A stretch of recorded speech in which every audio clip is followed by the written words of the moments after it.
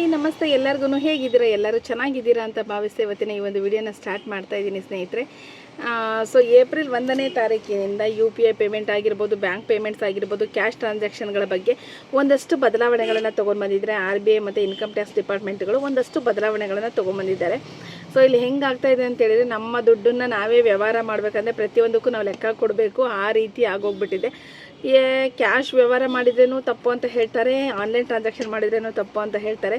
ಕ್ಯಾಶಿಗೂ ಕಡಿವಾಣ ಹಾಕ್ತಾರೆ, ಆನ್ಲೈನ್ ಟ್ರಾನ್ಸಾಕ್ಷನ್ಗೂ ಕಡಿವಾಣ ಹಾಕ್ತಾ ಇದ್ದಾರೆ.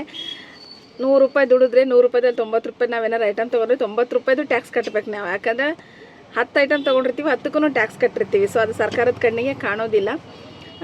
ಸೊ ಆನ್ಲೈನ್ ಟ್ರಾನ್ಸಾಕ್ಷನ್ ಒಳ್ಳೆಯದು, ಹಾಗೆ ಹೀಗೆ ಎಲ್ಲನೂ ಹೇಳ್ತಾರೆ, ಎಲ್ಲ ವ್ಯವಸ್ಥೆನೂ ಸರಿ ಇದೆ, ಇಲ್ಲ ಅಂತೇಳಿಲ್ಲ. ಆದರೆ ಇದರ ಒಂದು ಮೊದಲನೇದಾಗಿ ಇದರ ಒಂದು ಪರಿಣಾಮ ಬೀರುವಂಥದ್ದು ಮಿಡ್ಲ್ ಕ್ಲಾಸ್ ಫ್ಯಾಮಿಲಿಯವ್ರಿಗೆ ಅಂತ ನಾನು ಹೇಳ್ತೀನಿ. ದೊಡ್ಡವ್ರಿಗೆ ಇದೆಲ್ಲ ಮ್ಯಾಟ್ರೇ ಆಗೋದಿಲ್ಲ. ಮಿಡ್ಲ್ ಕ್ಲಾಸ್ ಫ್ಯಾಮಿಲಿಯವ್ರಿಗೆ ಇದು ತುಂಬಾ ಎಫೆಕ್ಟ್ ಕೊಡುತ್ತೆ ಸ್ನೇಹಿತರೆ. ಯಾಕಂದರೆ ಎಲ್ಲನೂ ನಾವು ಆನ್ಲೈನಲ್ಲಿ ತೋರ್ಸೋಕ್ಕಾಗಲ್ಲ, ಎಲ್ಲನೂ ನಾವು ಆಫ್ಲೈನಲ್ಲಿ ತೋರ್ಸೋಕ್ಕಾಗಲ್ಲ. ಸೊ ಅವರವರ ಪರಿಸ್ಥಿತಿಗೆ ತಕ್ಕಂತೆ ಅವರು ವ್ಯವಹಾರಗಳನ್ನ ಮಾಡ್ತಾ ಇರ್ತಾರೆ.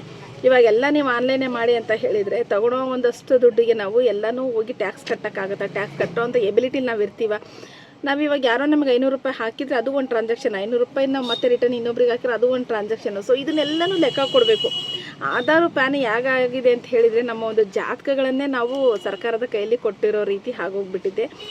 ನಾವು ಆಧಾರ್ ನಂಬರ್ ಹಾಕಿದರೆ ಪ್ಯಾನ್ ಕಾರ್ಡ್ ಇಲ್ಲ ಅಂದರೆ ಆಧಾರ್ ನಂಬರ್ ಹಾಕಿದ್ರೆ ಎಲ್ಲ ಬರುತ್ತೆ. ನಾನು ಎಷ್ಟು ಬ್ಯಾಂಕ್ ಅಕೌಂಟ್ಲೆಸ್ ಆಗಿರ್ಬೋದು ಅಥವಾ ಆನ್ಲೈನ್ ಟ್ರಾನ್ಸಾಕ್ಷನ್ಗಳಾಗಿರ್ಬೋದು, ಇದ್ರ ಬಗ್ಗೆ ನಾನು ಯಾಕೆ ಇಷ್ಟೊಂದು ಹೇಳಿದೆ ಅಂತ ಹೇಳಿದ್ರೆ, ಮುಂದೆ ನಾನು ಹೇಳ್ತಾ ಹೋಗ್ತೀನಿ ಲಿಸ್ಟ್ಗಳನ್ನ ಏನೇನೆಲ್ಲ ಬದಲಾವಣೆ ಮಾಡಿದ್ದಾರೆ ಅಂತೇಳಿ. ಸೊ ನಿಮಗೆ ಅವಾಗ ಒಂದು ಐಡಿಯಾ ಬರುತ್ತೆ.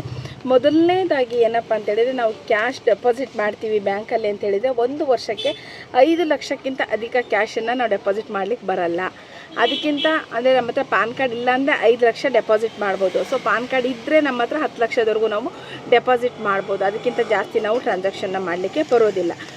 ಸೊ ಇನ್ನೊಂದು ವಿಚಾರ ಏನಪ್ಪ ಅಂತ ಹೇಳಿದರೆ, ನಾವೇನಾದರೂ ಜಾಸ್ತಿ ಟ್ರಾನ್ಸಾಕ್ಷನ್ ಮಾಡಿದ್ವಿ, ನಮ್ಮ ಹತ್ರ ಪಾನ್ ಕಾರ್ಡ್ ಇಲ್ಲ ಅಂತ ಹೇಳಿದ್ರೆ ಆಧಾರ್ ನಂಬರ್ ಹಾಕಿದ್ರೂ ಅಲ್ಲಿ ಗೊತ್ತಾಗುತ್ತೆ.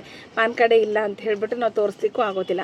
ಸಪೋಸ್ ನಾವು ಜಾಸ್ತಿ ಟ್ರಾನ್ಸಾಕ್ಷನ್ ಮಾಡಿದ್ದೀವಿ ಅಂತ ಹೇಳಿದರೆ, ನಾವು ಅದಕ್ಕೆ ಸರ್ಕಾರಕ್ಕೆ ಲೆಕ್ಕನ ಕೊಡಬೇಕು. ಈ ಒಂದು ಹಣ ಎಲ್ಲಿಂದ ಬಂತು, ಯಾವ ರೀತಿಯಾಗಿ ಬಂತು, ಈ ಹಣ ಯಾವ ರೂಪದ್ದು, ನಾವು ಹೇಗೆ ಬರಬೇಕಿತ್ತು ನಮಗೆ ಅನ್ನೋದನ್ನು ಕಂಪ್ಲೀಟ್ ಎಕ್ಸ್ಪ್ಲನೇಷನನ್ನು ಕೊಟ್ಟಾಗ ಅದು ಹಣ ನಮಗೆ ಸಂಬಂಧಪಡುತ್ತೆ. ಅದರ್ವೈಸ್ ಆ ಹಣನೇ ನಮ್ಮದಲ್ಲ ಅನ್ನೋ ರೀತಿ ಆಗೋಗುತ್ತೆ ಸ್ನೇಹಿತರೆ. ಸೊ ಇದು ಇರೋ ವಿಚಾರ ನಾನು ನಿಮಗೆ ಹೇಳ್ತಾ ಇರೋದು. ಸೊ ಇನ್ನೊಂದು, ಕ್ಯಾಶ್ ವಿಡ್ರಾಗೆ ಬಂದು ITR ಫೈಲ್ ಮಾಡಿಲ್ಲ ಅನ್ನೋದಾದರೆ ನಾವು 20 ಲಕ್ಷದವರೆಗೂ ನಾವು ಕ್ಯಾಶನ್ನು ವಿಡ್ರಾ ಮಾಡ್ಬೋದು. ಬ್ಯಾಂಕಿಂದ ನಾವು ಕ್ಯಾಶ್ ವಿಡ್ರಾ ಮಾಡೋದಕ್ಕೆ IT ಫೈಲ್ ಮಾಡಿಲ್ಲ ಅಂದರೆ 20 ಲಕ್ಷ ಮಾಡ್ಬೋದು. IT ಫೈಲ್ ಮಾಡಿದ್ದೀವಿ ಅಂತ ಹೇಳಿದರೆ ನಾವು 1 ಕೋಟಿವರೆಗೂ ಕ್ಯಾಶ್ ವಿಡ್ರಾನ ಮಾಡ್ಬೋದು. ಇಲ್ಲ ಅದಕ್ಕಿಂತ ಜಾಸ್ತಿ ಆದರೆ ಅದಕ್ಕಿಂತ ಜಾಸ್ತಿ ಆದರೆ ಲೆಕ್ಕ ಕೊಡಬೇಕು, ಇಲ್ಲ IT ಫೈಲ್ ಮಾಡಬೇಕು. ಕ್ಯಾಶ್ ವಿಡ್ರಾ 20 ಲಕ್ಷಕ್ಕಿಂತ ಜಾಸ್ತಿ ಆದರೆ ನಮ್ಮ ಹತ್ರ IT ಫೈಲ್ ಇಲ್ಲ ಅಂತೇಳಿದ್ರೆ 2% ಕಟ್ಟಾಗುತ್ತೆ, ಅಥವಾ 1 ಕೋಟಿಗಿಂತ ಅಧಿಕ ಆದರೆ 5% TDS ಕಟ್ಟಾಗುತ್ತೆ. ಅದನ್ನು ನಾವು IT ಫೈಲ್ ಮಾಡಿನೇ ಬಿಡಿಸ್ಕೋಬೇಕಾಗುತ್ತೆ. ಸೊ ಇದು ಹೊಸದಾಗಿ ಬಂದಿರತಕ್ಕಂಥ ರೂಲ್ಸ್ಗಳು. ತುಂಬ ರೂಲ್ಸ್ಗಳು ಬಂದಿದೆ, ನಾನು ಅದರಲ್ಲಿ ಮೇನಾಗಿರೋದನ್ನು ಮಾತ್ರ ಹೇಳ್ತಾ ಇದ್ದೀನಿ. ಸೊ ಈ ಥರದ್ದೆಲ್ಲನೂ ಚೇಂಜಸ್ನ ಮಾಡಿದ್ದಾರೆ.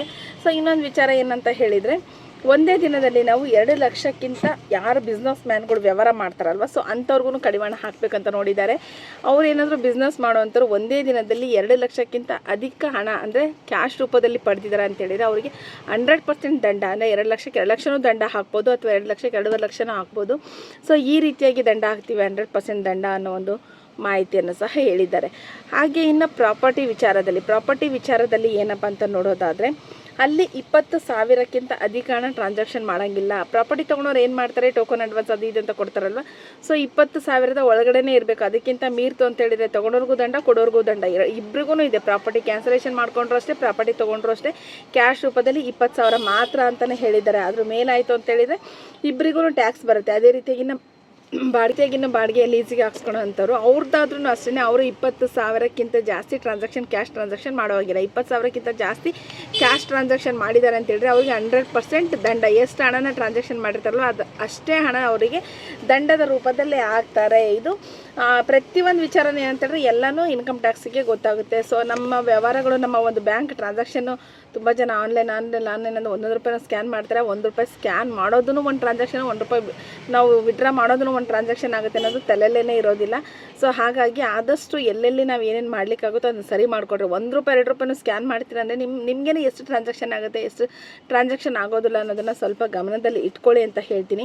ಅದೇ ರೀತಿಯಾಗಿ ಕೈ ಸಾಲ ತೊಗೊಳೋವಂಥವ್ರು ಅಷ್ಟೇ 20,000ಕ್ಕಿಂತ ಜಾಸ್ತಿ ಕೈ ಸಾಲ ತೊಗೊಳೋಂಗಿಲ್ಲ, 20,000ಕ್ಕಿಂತ ಜಾಸ್ತಿ ಕೈ ಸಾಲ ವಾಪಸ್ ಕೊಡೋಂಗಿಲ್ಲ. ಸೊ ಅದು ಏನಾದರೂ ಯಾರಿಗಾದ್ರೂ ಗೊತ್ತಾಯಿತು ಅಂತ ಹೇಳಿದರೆ ಅದ್ರ ಮೇಲೂ ನಾವು ದಂಡನ ವಿಧಿಸ್ತೀವಿ ಅನ್ನೋ ಒಂದು ಮಾಹಿತಿಯನ್ನು ಹೇಳಿದ್ದಾರೆ. ಇನ್ನು ಬಾಡಿಗೆ ರೂಪದಲ್ಲಿ ತೊಗೊತಕ್ಕಂಥ ಹಣನೂ ಅಷ್ಟೇ ನಮಗೆ 20,000 ಒಳಗಡೆ ಇದ್ದರೆ ಮಾತ್ರ ಕ್ಯಾಶ್ ಟ್ರಾನ್ಸಾಕ್ಷನ್ನು, 20,000 ಮೀರಿತು ಅಂತ ಹೇಳಿದರೆ ಅದು ಕ್ಯಾಶ್ ಟ್ರಾನ್ಸಾಕ್ಷನ್ನು ಮಾಡೋ ಹಾಗಿಲ್ಲ. ಅದಕ್ಕೆ 100% ದಂಡ, ಅದಕ್ಕೆ ಆದಂಥ ಒಂದಷ್ಟು ಕೆಲವೊಂದು ಸೆಕ್ಷನ್ಗಳಿದೆ. ಆ ಸೆಕ್ಷನ್ಗಳ ಅಡಿಯಲ್ಲಿ ಅವರು ದಂಡವನ್ನು ವಿಧಿಸ್ತೀವಿ ಅನ್ನೋ ಒಂದು ಮಾಹಿತಿಯನ್ನು ಹೇಳಿದ್ದಾರೆ. ಸೊ ಈಗ ನೀವೇ ಡಿಸೈಡ್ ಮಾಡಿ. ಸೊ ಎಲ್ಲದಕ್ಕೂ ಇಷ್ಟೊಂದು ರಿಸ್ಟ್ರಿಕ್ಷನ್ ಇತ್ತು ಅಂತ ಹೇಳಿದರೆ ಜೀವನ ಮಾಡೋದು ಹೇಗೆ ಅನ್ನೋದನ್ನು ಒಂದು ಕ್ವಶನ್ ಬರುತ್ತೆ. ಮತ್ತು ಇದೆಲ್ಲ ದೊಡ್ಡವ್ರಿಗೆ ಇದು ಮ್ಯಾಟ್ರೇ ಆಗೋದಿಲ್ಲ, ಅವರೆಲ್ಲ ಇದನ್ನು ತಲೆನೇ ಕೆಡಿಸ್ಕೊಳೋದಿಲ್ಲ, ಅದಕ್ಕೆ ಪರ್ಯಾಯ ದಾರಿ ಹುಡ್ಕೊಂಡಿರ್ತಾರೆ. ಬಟ್ ಮಿಡ್ಲ್ ಕ್ಲಾಸ್ನವರು ಅವರು 10-15,000 ಸಂಬಳ ತೊಗೊಂಡವರು ಅವ್ರದ್ದು ಆನ್ಲೈನ್ ಟ್ರಾನ್ಸಾಕ್ಷನ್ ಆಗುತ್ತೆ, ಆಫ್ಲೈನ್ ಟ್ರಾನ್ಸಾಕ್ಷನ್ ಆಗುತ್ತೆ. ನಾವು ಅದ್ರ ಮೇಲೆ ಇಷ್ಟು ದಂಡ ಹಾಕ್ತೀವಿ ಅನ್ನೋದಾದರೆ 5 ಲಕ್ಷ 10 ಲಕ್ಷ ಅಂದರೆ ಸಾಮಾನ್ಯ ಮನುಷ್ಯಂದು ಮೇ ಬಿ ಇವಾಗ ಅಷ್ಟಾಗುತ್ತೆ ಅನ್ನೋ ಟ್ರಾನ್ಸಾಕ್ಷನ್ ಗೊತ್ತಿಲ್ಲ. ಬಟ್ ಇವರು ಇಷ್ಟೆಲ್ಲ ಮಾಡ್ತಿರೋದು ಸರಿನೋ ತಪ್ಪೋ ನನಗೆ ಗೊತ್ತಾಗ್ತಾ ಇಲ್ಲ. ಸೊ ನಿಮಗೇನು ಅನಿಸುತ್ತೆ ಈ ಒಂದು ಬದಲಾವಣೆಯ ಬಗ್ಗೆ ಅಂತೇಳ್ಬಿಟ್ಟು ನನಗೆ ಕಮೆಂಟ್ ಮುಖಾಂತರ ತಿಳಿಸಿ ಅಂತ ಹೇಳ್ತೀನಿ. ಈ ಒಂದು ವಿಡಿಯೋ ನಿಮ್ಗೆ ಎಲ್ಲರಿಗೂ ಹೆಲ್ಪ್ ಆಗಿದೆ ಅಂತ ಭಾವಿಸ್ತಾ ಇವತ್ತಿನ ಒಂದು ವಿಡಿಯೋನ ಮುಗಿಸ್ತಾ ಇದ್ದೀನಿ. ಸೊ ಥ್ಯಾಂಕ್ ಯು ಎಲ್ಲರಿಗೂ.